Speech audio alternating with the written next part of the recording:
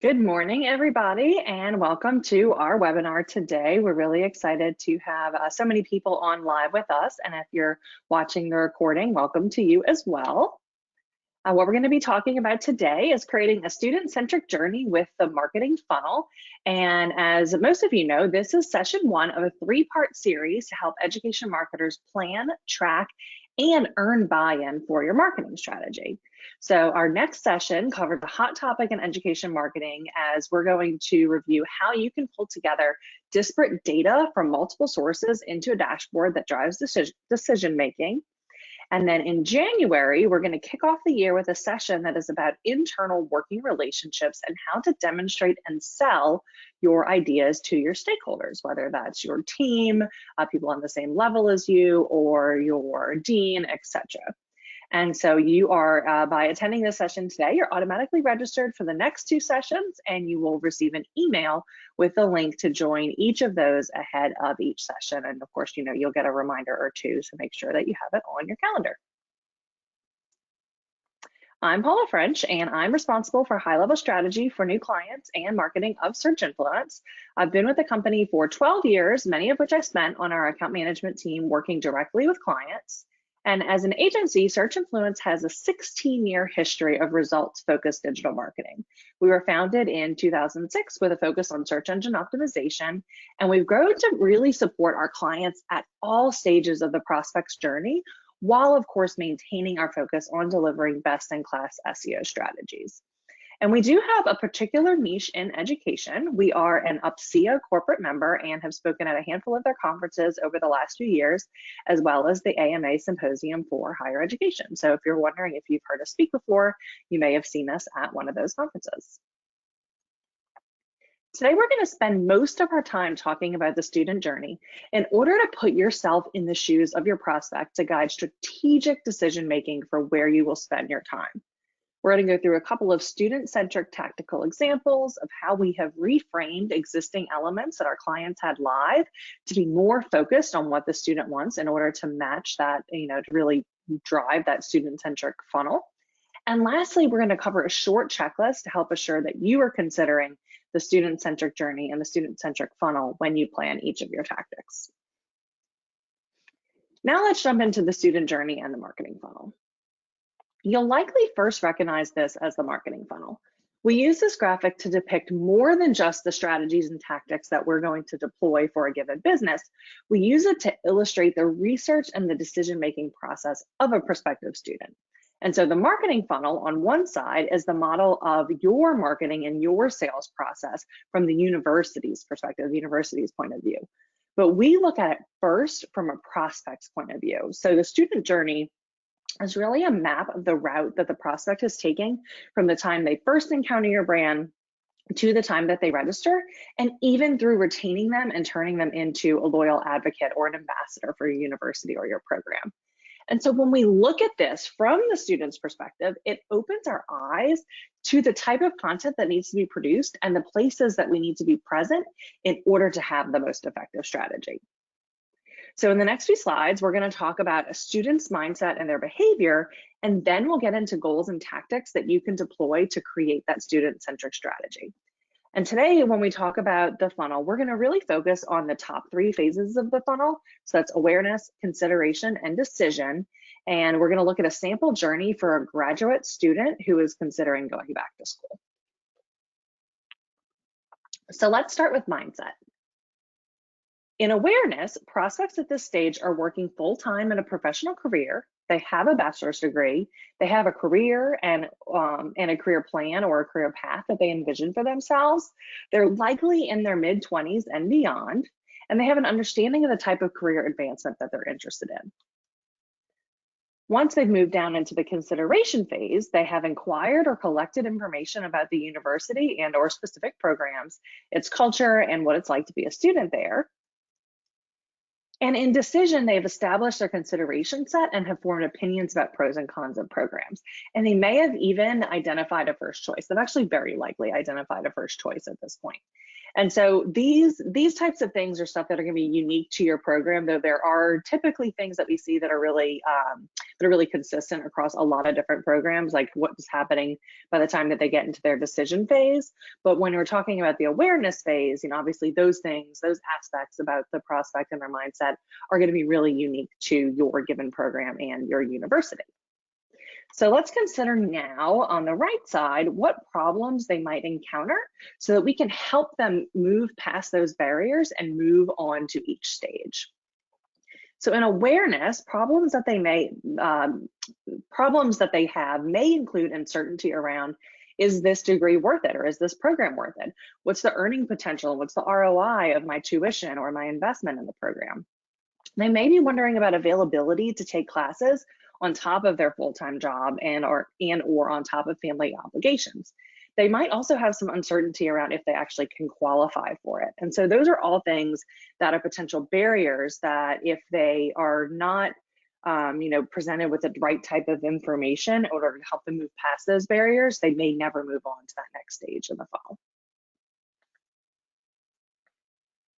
Now, in consideration, problems may include the ability to meet their application deadlines. It might include the ability to meet the school's requirements for admission, or they might simply be uncertain if the program is a good fit for them.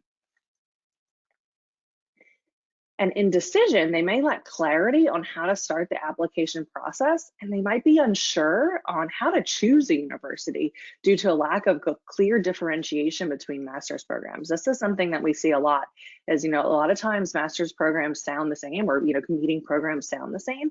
And so if you're not expressing those specific differentiators that your program has, it's going to make it a lot harder for a prospect to choose, essentially choose you. And they may be uncertain regarding the semester that they're ready to begin the program, which could cause them to delay starting or completing an application.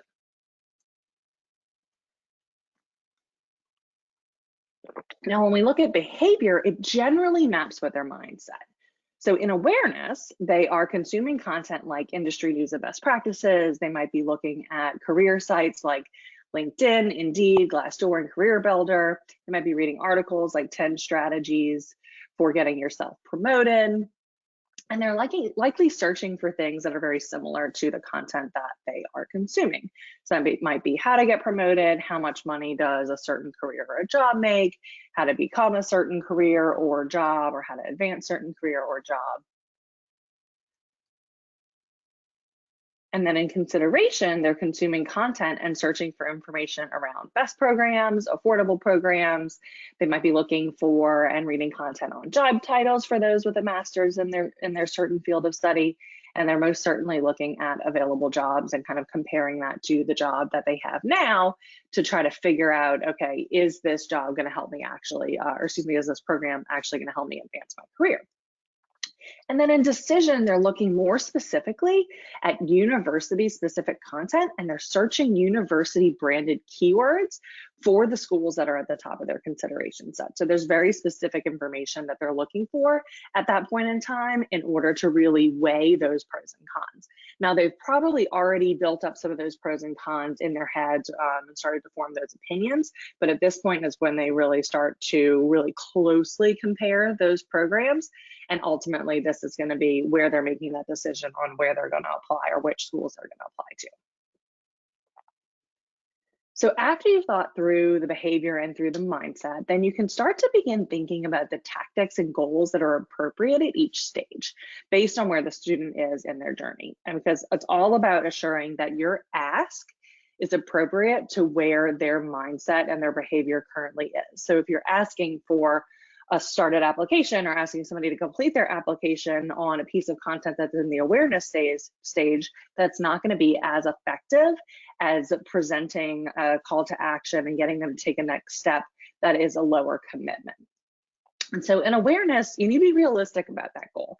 And your goal is really here to raise awareness that an advanced degree program may help prospects advance their career, because that's ultimately what they're looking for. And to raise awareness that your program is a potential solution to their problem. And an appropriate KPI or key performance indicator for this stage is website traffic. Now, there are other things that you might look at or will very, very likely look at in addition to website traffic, but we're today, for our example, trying to keep this as simple as possible in this example. In consideration, your goal is going to be to acquire contact information from those individuals, from interested students, while sharing valuable information about the program in exchange. So it's not always just to get their information, but it might be an exchange of value, and we're going to go through an example of that in just a minute. And the most important KPI at this stage is typically inquiries of various types. So there's not just one type of inquiry. It's not just get more information or not just schedule a tour. There are a lot of different ways that you can position those calls to action in order to drive a more valuable conversion from people at the consideration stage. And then finally, in decision, the goals are to convert interested prospects into applicants and then convert those started applications to completed applications. We know that a large majority of people will start their application and finish it in a different session.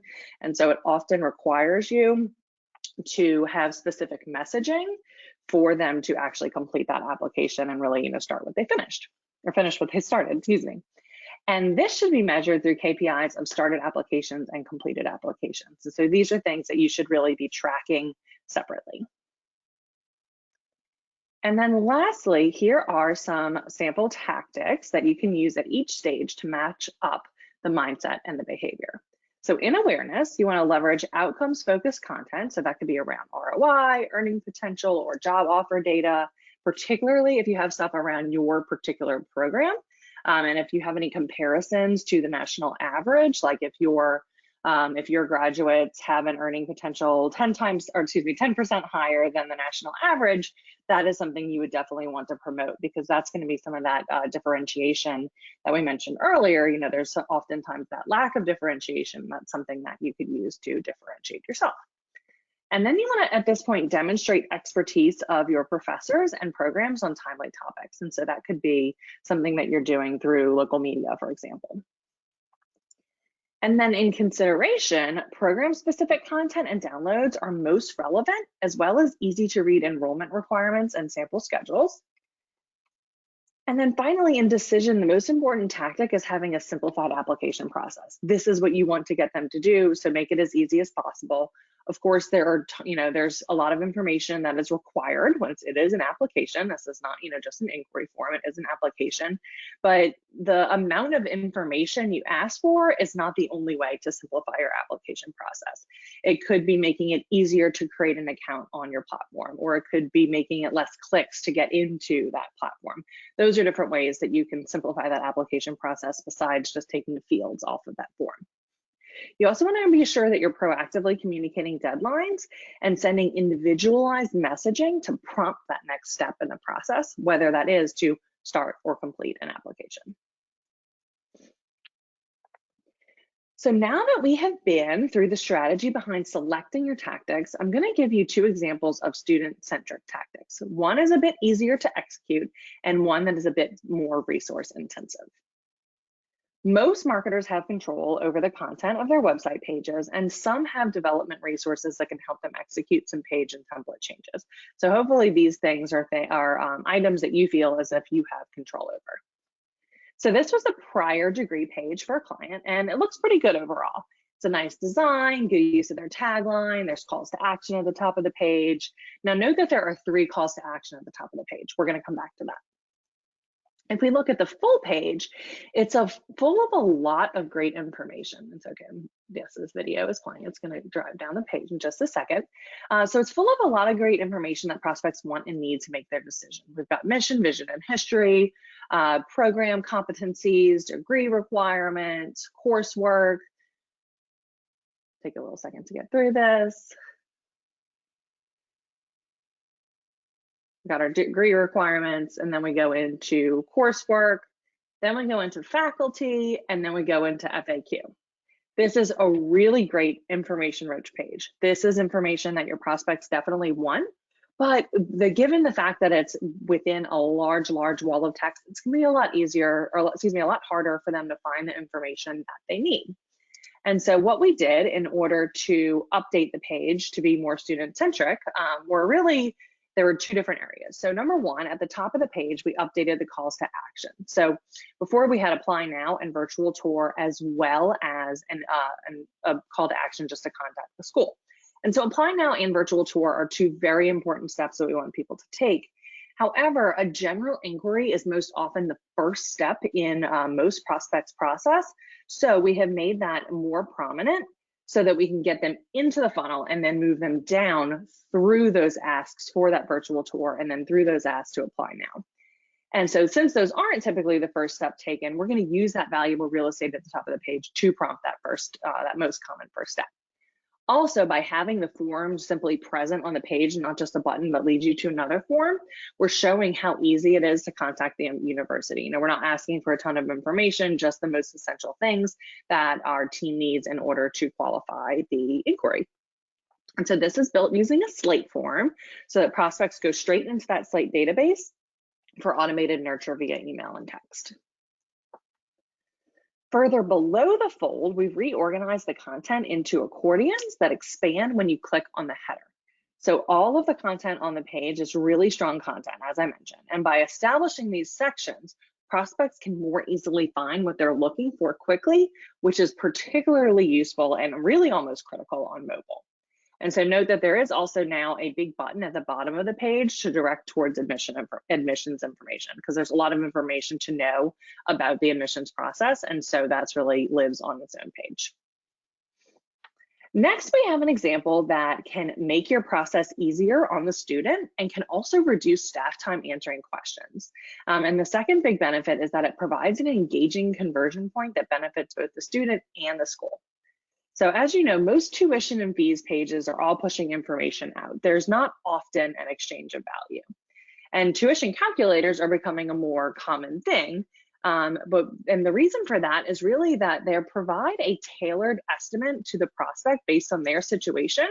And the prospect is providing us their contact information and more detail about their situation and the things that they're interested in and what makes them a little bit more unique than some of our other students.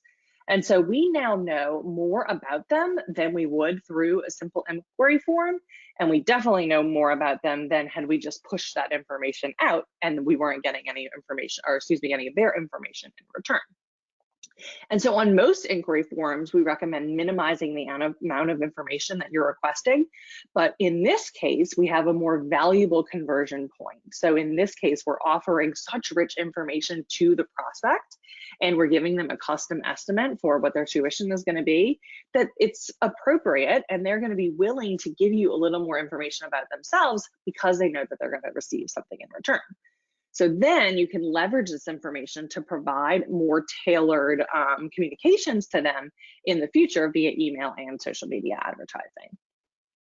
So this information is going to aid in decision making for the student, and it provides the school a way to gauge and collect information on interested students at a point in the process that they wouldn't otherwise. So as I mentioned before, normally you'd just be pushing this information out via a web page. You wouldn't be getting any feedback, if you will, or any inputs from those prospective students. And now you have a new conversion point within your funnel so that you can have a better understanding of how many people are at this point evaluating the tuition for your program. And so this example was created by our web development team, and it was built in Slate, and it was styled and implemented onto a Drupal website. And so a key reason that it's important that this is built into Slate or similar is that the specifics that a prospect is giving you is now stored on their record, which, as I mentioned before, can be used to send them individualized messaging. And so this is really, I say this twice because it is just such a key point to recognize that the information that you have on your students is so incredibly valuable, and that you should be putting that information to action in some way. So number one is sending out, email and text message campaigns to nurture them over time, or, running social media campaigns that nurture them over time. But leveraging the data that you have on them to customize and individualize those campaigns is really where all of the magic is going to happen. So we promote the tool by, number one, they can find the tuition calculator on the site, but we also send it out via email and text message campaigns. So people who have converted a little bit higher in the funnel, we're sending this information out to them to direct people to the calculator. And the reason why we push it so much is that affordability is a primary decision maker for many prospects. And so this meets that need for them to understand the cost given their unique circumstances. Now, finally, we're going to look at a short checklist to tie tactics to the student-centric journey and the funnel. And so these are the things that you want to consider when you're thinking about either adding a tactic in, or maybe it's time for you to take a step back and look at all of the tactics that you have in place and really consider, am I thinking about the student? Is this a student-centric tactic? And so number one is determine their mindset. So what questions are prospects trying to answer for themselves when they're going to be looking at this piece of content or seeing this particular piece of material from you? The second is determine placement based on the funnel stage. So where would the prospect like to be presented this information or find this information? The third is, what are you asking the prospect to do? What is a relevant call to action? And is that call to action, that next action, appropriate for where they are in their journey? As I mentioned before, you don't want to ask for something that's a really low funnel conversion or low funnel call to action if they're just at the point of starting to explore your school.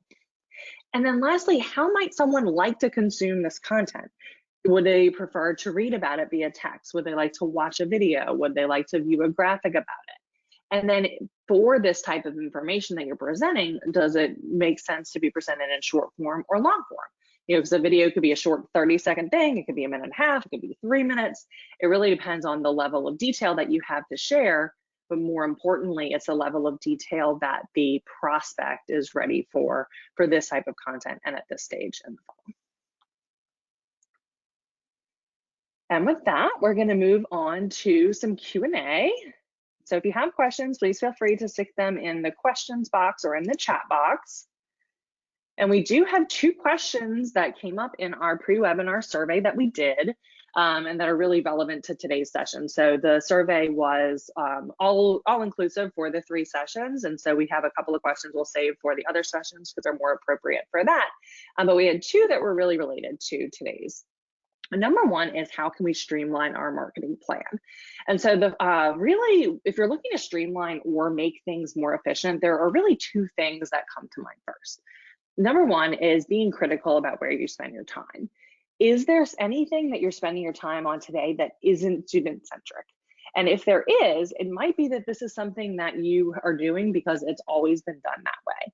And so by forcing yourself to really think about all of your tactics through the eyes of a student-centric journey, that's going to help you likely eliminate some things that you're doing today that might not necessarily be helping you meet your goals. And the second thing is using data to drive decisions and cut the things that aren't working. So both our next session on data and dashboards is going to help with this, and also the January session will help you with selling those changes to your internal stakeholders. And then the second question that we got ahead of time was, what are some tips for building a communication plan that follows a student's unique journey? So I really just underscored this a couple of slides ago, but gathering insights and data on each individual prospect will allow you to customize what messaging they're going to get that is really unique to their individual student journey. So you can create, you know, a large pool of messages, whether it's social media content, blog posts, or emails, and then based on their actions and based on data they give you, you're going to either send them or set up your ad campaigns to show them this particular information. And so using the tuition calculator example, if they indicate that they are active or former military in the tuition calculator, you could send them student stories or send them testimonials of military students in their program of interest. So, you know, maybe the first step is simply sending them student stories based on program of interest. Then maybe you're starting to build out student stories specifically to the military. But the sweet spot there would really to be sending them student stories of military students in their program of interest, because that is going to be the most targeted story that you can potentially send them.